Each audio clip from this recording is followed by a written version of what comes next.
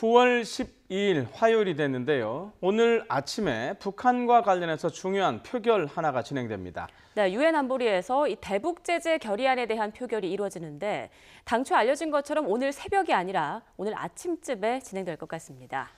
네, 결의안은요. 당초 알려진 것보다는 좀 강도에 있어서 많이 약해진 것으로 지금 전해지고 있는데요. 네, 하지만 국제사회가 다시 한번 북한의 6차 핵실험을 규탄하고 또 북한에 타격을 줄 수 있는 제재안을 채택한다는 점에서 의미가 있다고 볼 수 있겠습니다. 그럼 워싱턴 연결해서 자세한 내용 알아보겠습니다. 김희준 특파원. 네, 워싱턴입니다. 자, 안보리 새 제재 결의안 표결 시간이 언제쯤으로 지금 알려지고 있습니까?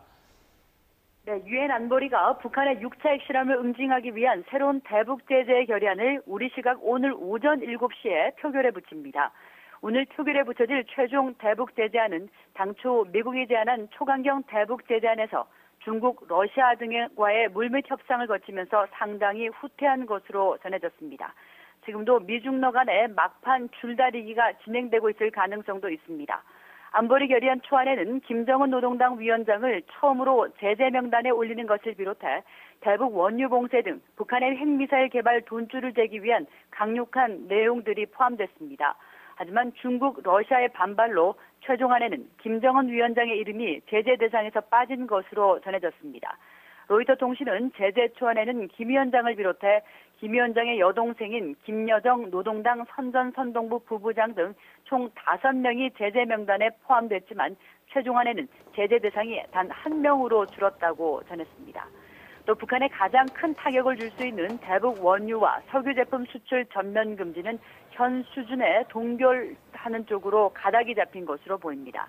반면에 북한의 주력 수출 상품인 섬유 제품 수출 금지는 미국의 제한대로 포함이 됐고요.